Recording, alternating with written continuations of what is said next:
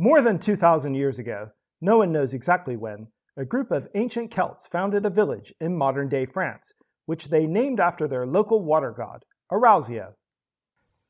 And that, my friends, led very indirectly to the uniform design currently used by the New York Knicks of the National Basketball Association. Don't believe me? Stay tuned, and all will be revealed. Hi, I'm Fredo Rockwell, and welcome to another installment from my very first YouTube series, Very Indirectly. The first two videos in this series were made back when I really had no idea how to make a proper video, so don't worry too much about those. But if you like this video, let me know in the comments, and I'll make more. And go ahead and hit the like button, subscribe, and hit the bell so you don't miss the next edition of Very Indirectly. So, back to the beginning. Very little is actually known about the religion of the ancient Celtic people. We think that some gods were worshipped across wide areas, but many were just local gods who were only important to a relatively small group of people. The water god Arausio was almost certainly a very minor, very local god, and other than the name and the fact that he was a water god, we know nothing about him at all. If you see a picture of Arausio online, like say this one, it's either a recent invention or just a picture of a random ancient water god, which is what this one is. We also don't know exactly where the settlement named after Arausio was located, but we do know that a battle took place in the area on the 6th of October, 105 BC, when two Roman armies were absolutely crushed by a group of Germanic tribes. This was called the Battle of Arausio and was one of Rome's worst military defeats in its entire history. 70 years after that defeat, veterans of Rome's Second Legion decided to settle in an area near where the battle took place, founding what became known as the Colonia Julia Firma Secundanorum Arausio, or the Julian colony of Arausio, established by the soldiers of the Second Legion. Think of it as a retirement community for old Roman soldiers. Arausio, as the colony was generally known, grew into a mid-sized Roman city over time, with an amphitheater and lots of public buildings. As the centuries passed, the Roman Empire fell, and Arausio gradually made the transition from being a Roman town populated by retired legionnaires into a medieval town ruled by a count and situated in Charlemagne's Frankish Empire, an empire which eventually, morphed into what became known as the Holy Roman Empire. That's a huge simplification, so history nerds, don't hate me in the comments. As the politics and culture surrounding Arausio changed, the name of the town itself gradually changed as well. By the 4th century, it was known as Arausion, and a record from 998 AD refers to it as Orasice, and another from 1136 refers to it as Orangy.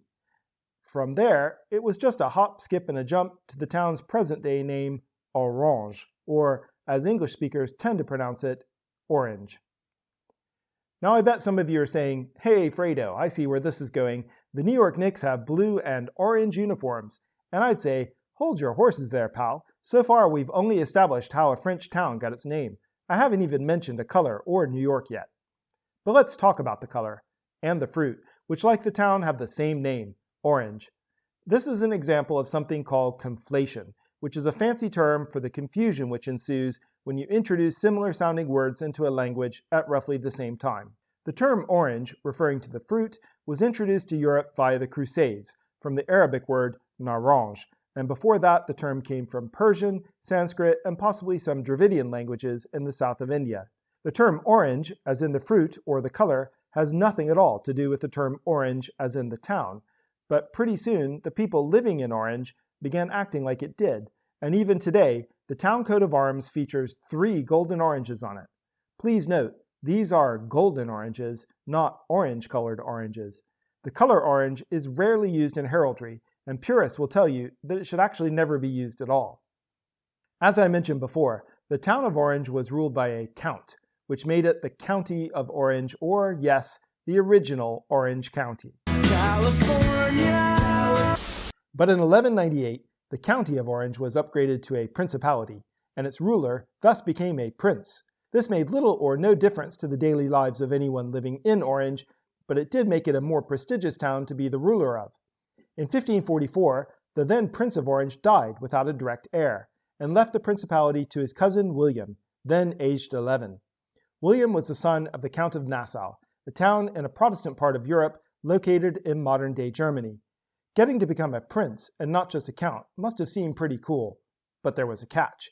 The old prince's will stipulated that if William wanted his inheritance, then he had to receive a Catholic education. William's father agreed to the terms, and young William was sent away from Protestant Nassau to a family-owned estate in Breda, located in the Netherlands, where he could receive instruction from some Catholic teachers. This might seem a bit random, but both the old Prince of Orange and William's father, the Count of Nassau, owned land in the Netherlands. William didn't just get his education in the Netherlands either. Basically, he grew up there, and even though everyone called him the Prince of Orange, he actually never ended up spending much time in Orange itself. Soon after he turned 18, he married a local Dutch noblewoman who owned lots more land, and suddenly William was one of the most powerful landowners in the entire Netherlands. Lots of really complicated history happened at this point, and I'm not going to go into all the details, but a few decades after William's first marriage, he became the leader of a revolt against the King of Spain, who ruled the Netherlands at the time. If you're not familiar with 16th century European history, it might sound a bit bizarre that Spain once owned the Netherlands, but yes, it did. And at some point during this revolt, William's supporters started flying this flag, which is known as the Prinsenflag, or Prince's flag. Now, the origins of this flag are very difficult to unravel. There are different accounts of when it was first used, but one Dutch language source I found, the one which I found the most compelling, says it was first flown during the capture of Brielle, which was in 1572. There are also two very widely held beliefs about this flag, which I think don't hold up.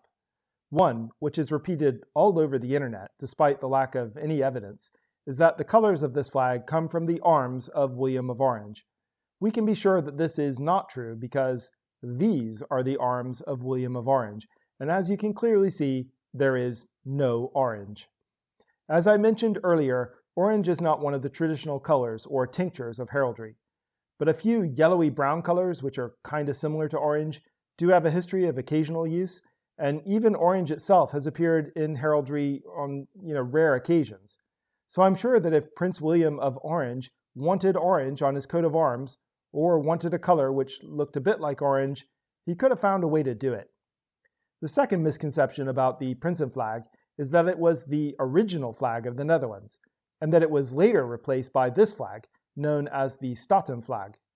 Despite what you might read, this is not the position of many Dutch historians. When I first became interested in flags as a kid, I remember reading that the dye used to make the orange stripe in the Prinsenflag would quickly fade in the sun to an unattractive shade of dingy brown, and that therefore it became customary to replace the orange with red, which didn't fade, and that's how the Netherlands ended up with its current flag design. That's a nice story, but there's no evidence for it. There is, however, evidence that red, white, and blue Netherlands flags have been in use before the revolt led by William of Orange, and these colors may have been associated with the Netherlands as far back as the 1300s. Yes, it appears likely that the Prinsenflag was used by troops fighting for William of Orange, and also briefly by the Dutch Navy, but I think it's best to consider it a popular variant flag, and not the original flag of the Netherlands. I mean, if you're fighting a guy named William of Orange, it kind of seems obvious to make a variant flag with an orange stripe on it, doesn't it? However, historical fact often gives way to romantic legend. Even though the Prinsenflag was not the original flag of the Netherlands, at least I don't think it was, and neither do a lot of Dutch people, over time, lots of other people began to say that it was.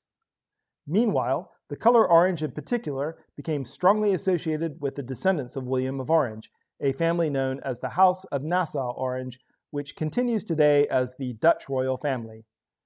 Today, orange is also the standard color worn by Dutch national sports teams, most famously the Netherlands national football teams and the Netherlands Olympic team.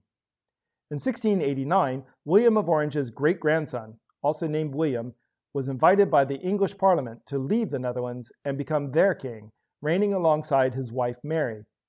This was a bit awkward, however, because England already had a king when Parliament issued this invitation, Mary's father, James II. But both William and Mary were Protestants, which is something Parliament liked, while James was openly pushing Catholicism, which is something Parliament did not like at all. So Parliament decided to push the old Catholic king out and replace him with his Protestant daughter and her husband. This event is known as the Glorious Revolution, and because William was known to the English as William of Orange, the color orange became associated with Protestantism throughout the British Isles. This association was especially strong in Ireland, which has a large Protestant minority, and in particular in Northern Ireland, where most of these Protestants live. This is how the Protestant fraternal society known as the Orange Order got its name, and the reason the flag of the Republic of Ireland contains an orange stripe on the fly. It represents Ireland's Protestant minority. Meanwhile, in 1799, in what is modern-day South Africa, Colonel Robert Gordon of the Dutch East India Company arrived at the Groot River. I am Groot. And he decided it needed a new name. Being Dutch, he chose to call it the Orange River in honor of the then current Prince of Orange, William V. Decades later, the area around the Orange River was settled by descendants of the original Dutch settlers in South Africa, a people known as the Boers, who spoke a Dutch-related language called Afrikaans. In 1848, this area was named the Orange River Sovereignty, and later, in 1854, it became an independent country called the Orange Free State. Citing their Dutch heritage, the rulers of the Orange Free State sent a letter to the King of the Netherlands and asked him to design them a flag for their new country. He did, and here it is, a Dutch flag in the canton and 7 alternating white and orange stripes. The Prinsen flag, with its prominent orange stripe, also provided the basis for the South African national flag during the era of minority white rule, and orange in particular remains an important color for Afrikaner identity today. In 1990, a settlement was founded in the North Cape province along the Orange River, which is exclusively for people who self-identify as Afrikaner. It's still there today, and it's called Oranje. Okay, I bet you're wondering why I'm talking about Ireland and South Africa. What about New York already? Hang on, I'm just about to tell you. In 1909, the City Fathers of Albany, New York decided to adopt an official flag for their city. The state of New York had previously been a British colony, but before that it had been a Dutch colony called New Netherland.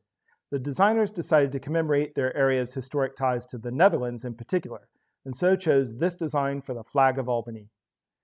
Now, it might seem odd that Albany wanted to highlight its Dutch heritage and not its British heritage, or that it chose to base its design on the Prinsen flag, which really represents the Prince of Orange, and not the standard Dutch flag, the flag which was much more likely to have actually been used by the Dutch colonists. I have identified a couple reasons why I think they may have particularly wanted a flag which was orange, white, and blue. The first is that, in America at least, the red, white, and blue from the actual Dutch flag would hardly have been distinctive. Red, white, and blue flag designs are pretty much everywhere in America, so having an orange stripe, appropriate or not, made the Albany flag unique. Also, many of Albany's residents were of German and, most importantly, Irish descent. At the time, these groups much preferred to emphasize Albany's historic ties to the Netherlands than Albany's historic ties to the British Empire, and, unlike red, white, and blue, orange, white, and blue could not in any way be confused with something British. 5 years later, in 1914, New York City decided it wanted a flag too, and the City Art Commission established a blue ribbon panel to design one. New York had originally been founded as New Amsterdam, so it had as much right to claim historic links to the Netherlands as Albany did. A red, white, and blue flag would have been more historically accurate, but the committee went to great lengths in its report to argue that the Prinsen flag, which despite all evidence it called the flag of the United Netherlands, was the real Dutch flag, and so proposed this design. In all honesty, I think New York City wanted to de-emphasize its connections to the British Empire for the same reason Albany wanted to. Its Irish immigrant community was extremely powerful at the time. The New York political machine, known as Tammany Hall, was then led by one Charles Francis Murphy, who was himself the son of Irish immigrants. You might think the decision to go with a vertical tricolor instead of the horizontal tricolor design of the Prinsen flag seems a bit odd. According to their report, the committee said the vertical design was more distinctive, by which I think they meant they didn't want their plagiarism of Albany's design to be too obvious. Let's move on to 1946, when a group of businessmen met in New York to discuss forming a new professional basketball league, which they called the Basketball Association of America. This was not America's first professional basketball league, but it was the first made of teams based in big cities playing in big arenas. One of the men at that meeting, Ned Irish, was the owner of New York's famous Madison Square Garden Arena. He was awarded the league's New York franchise. I wasn't actually able to establish if Irish was of Irish descent, which I know sounds a bit crazy to say, but when you think about it, Irish isn't exactly a common Irish surname. Ned Irish also decided to emphasize New York's historic ties to the Netherlands with his choice of team name, the New York Knickerbockers. This term, Knickerbocker, isn't actually Dutch, however, at least not directly. It originated with a Dutch colonist named Harman Janssen Knickerbocker, who settled in the Albany area in the 1670s. Now this part's a bit weird, so hang on. Knickerbocker's name is not believed to have actually been Knickerbocker. The earliest records list him as Harman Janssen van Bummel. Knickerbocker used several different surnames during his lifetime, however, and towards the end he began calling himself Knickerbacker, which the family changed after his death to Knickerbocker. And although this might sound like a Dutch word, it isn't. It is sort of close to the Dutch word for knee-length trousers, kniebroeken, which I'm saying incorrectly, I'm sure, but it's certainly not the same word. Anyhow, in 1809, the great early American writer Washington Irving, most famously the author of the short stories The Legend of Sleepy Hollow and Rip Van Winkle, published a book entitled A History of New York, From the Beginning of the World to the End of the Dutch Dynasty. Irving didn't use his real name for this book, though. He used a pen name, Dietrich Knickerbocker, borrowing the surname of the prominent New York family of Dutch descent. Irving's book was a huge success. It was arguably the most successful work of American fiction ever at that point in history. Because of the book, the name Knickerbocker was adopted as a nickname for the residents of New York City, and a character named Father Knickerbocker became a common personification of the city, in the same way that Uncle Sam is a personification of the United States. So Irish's decision to name his new basketball team the New York Knickerbockers made sense, as did the new club's first logo, which featured Father Knickerbocker playing basketball, dressed in the colors of the city's flag, blue, white, and orange. In 1949, the Basketball Association of America absorbed the weaker National Basketball League and rebranded itself as the National Basketball Association, or NBA.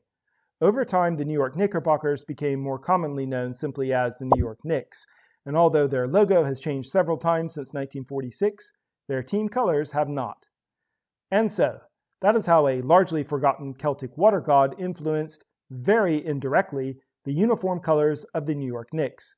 The Knicks got their colors from the New York City flag, which got its colors from the Princeton flag of the Dutch Revolt, which got its orange stripe from William, Prince of Orange, which got his name from the French town of Orange, which got its name from the ancient Celtic water god Arausio.